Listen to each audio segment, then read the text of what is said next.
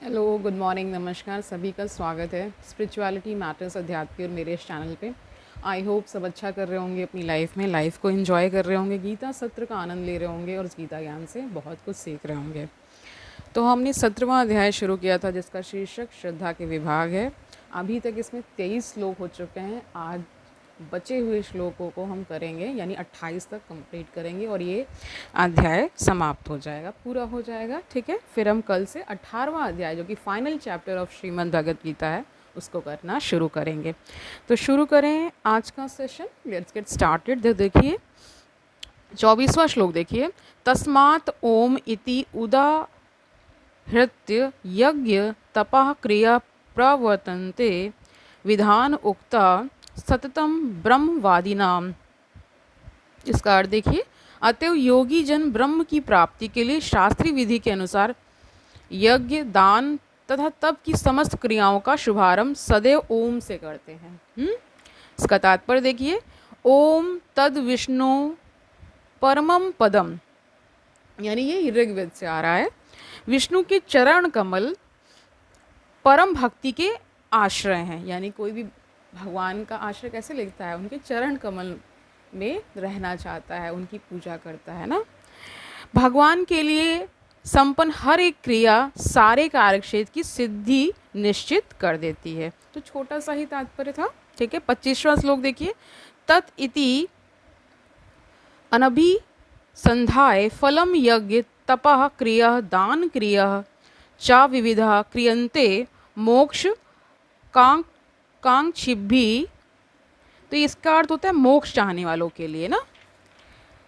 पूरा अर्थ देख लीजिए। मनुष्य को चाहिए कि कर्म फल की इच्छा किए बिना विविध प्रकार के यज्ञ, तप तथा दान को तत् ब्रैकेट में यानी कि इन्वर्टेड कॉमा में दिया गया है शब्द कहकर संपन्न करें।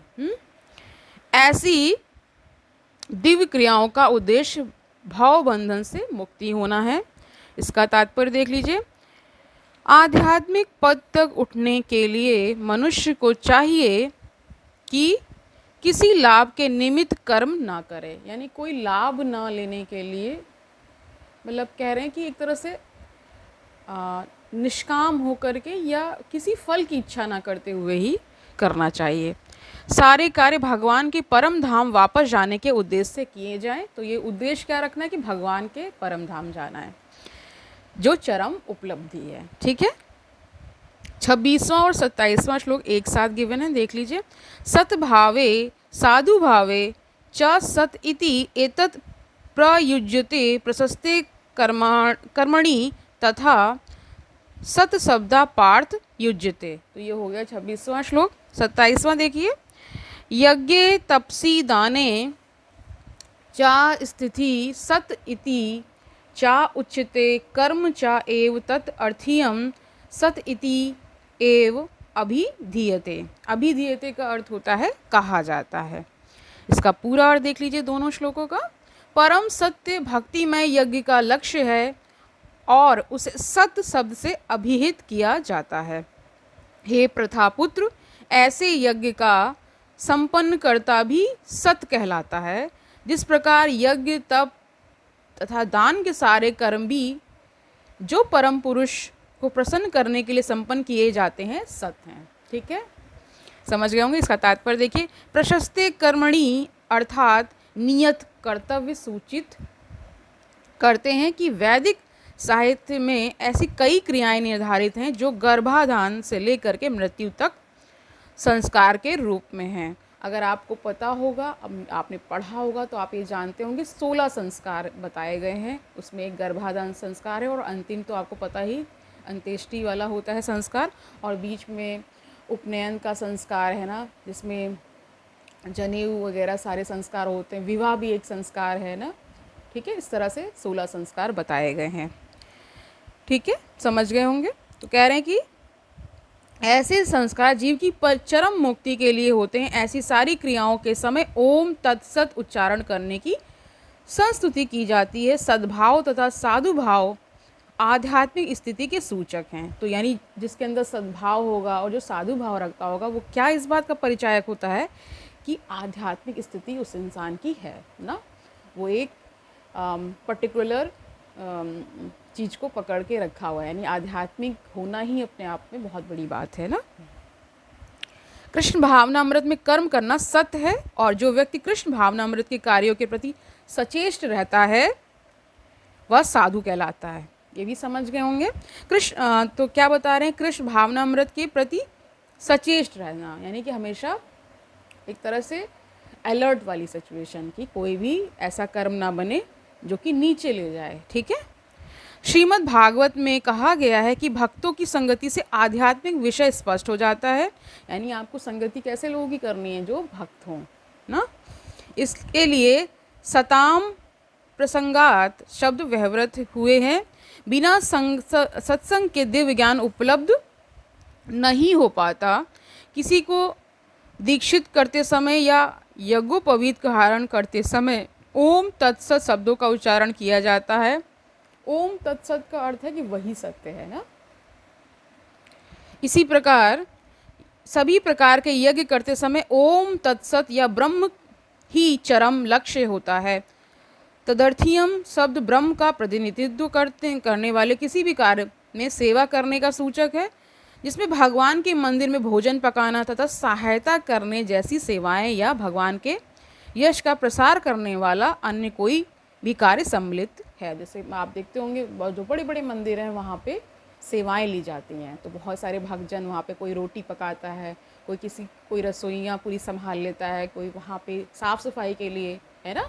तो खाना बनाने में या भोजन पकाने में भी बहुत सारे चरण हैं, तो एक एक करके कोई भी मतलब कार्य को ले लेना, और फिर इससे क्या होता है, एक कह सकते हैं कि एक अच्छा ही कार्य कर रहे हैं, भोजन पकाना। ठीक है। वो भी इतने सारे लोगों के लिए जो भक्तजन आएंगे उनको प्रसाद देने के लिए। ठीक है। इसी तरह ओम तत्सत शब्द समस्त कार्यों को पूरा करने के लिए कई प्रकार से प्रयोग किए जाते हैं। अब 28वां श्लोक देख लीजिए। आश्रद्धया हुतम दत्तम तपः तप्तम कृतम च यत् असत इति उच्यते पार्थ न च तत् प्रेत्य न उ इह। इह मतलब इस जीवन में ना। इसका अर्थ देखिए, हे पार्थ, श्रद्धा के बिना यज्ञ, दान या तप के रूप में जो भी किया जाता है वह नश्वर है, यानी श्रद्धा को बहुत इंपॉर्टेंट बताया है, वह असत कहलाता है और इस जन्म तथा अगले जन्म दोनों में ही व्यर्थ जाता है। अगर बिना श्रद्धा के करेंगे कोई भी दान तप या यज्ञ तो फिर उसका कह रहे हैं कि बेकार जाता है, व्यर्थ जाता है। ठीक है। इसका तात्पर्य देख लीजिए, चाहे यज्ञ हो, दान हो या तप हो, बिना आध्यात्मिक लक्ष्य के व्यर्थ रहता है। अतएव इस श्लोक में यह घोषित किया गया है कि ऐसे कार्य कुत्सित हैं। मतलब कुत्सित का अर्थ होता है कि उनको अच्छे कार्यों में नहीं लिया जाता। ठीक है। प्रत्येक कार्य कृष्ण भावनामृत में रहकर ब्रह्म के लिए किया जाना चाहिए। संपूर्ण वैदिक साहित्य में भगवान में श्रद्धा की संस्तुति की गई, यानी कि पूरा वैदिक साहित्य इस पर बल देता है कि भगवान की एक तरह से अर्चना करिए, पूजा करिए, उनका ध्यान मनन चिंतन करिए, कृष्ण भावनामृत रहिए। ठीक है। इस तरह से ऐसी श्रद्धा तथा समुचित मार्गदर्शन के बिना कोई फल नहीं मिल सकता। समस्त वैदिक आदेशों के पालन का चरम लक्ष्य कृष्ण को जानना है, यानी ये पूरा लक्ष्य बता दिया। जितना आप स्वाध्याय करेंगे, कोई भी सेवा दे रहे हैं, है ना, और अच्छे विचारों को लेते आध्यात्मिक ग्रंथों का अध्ययन कर रहे हैं, और इन सभी का क्या लक्ष्य हो जाता है कि भगवान को जान लेना है, भगवान को जान लेना है। ठीक है। उनको जानना ही लक्ष्य बनाकर लोग चलते हैं। ठीक है। होना भी यही चाहिए। ठीक है। इस सिद्धांत का पालन किए बिना कोई सफल नहीं हो सकता। अब देखिए, यहाँ सफलता का अर्थ है कि उस आध्यात्मिक जगत में आपकी एंट्री हो जाए बस ना, फिर तो धीरे धीरे सब सध ही जाएगा। ठीक है। इसीलिए सर्वश्रेष्ठ मार्ग यही है कि मनुष्य प्रारंभ से ही किसी प्रामाणिक गुरु के मार्गदर्शन में कृष्ण भावनामृत में कार्य करे। सब प्रकार से सफल होने का यही मार्ग है।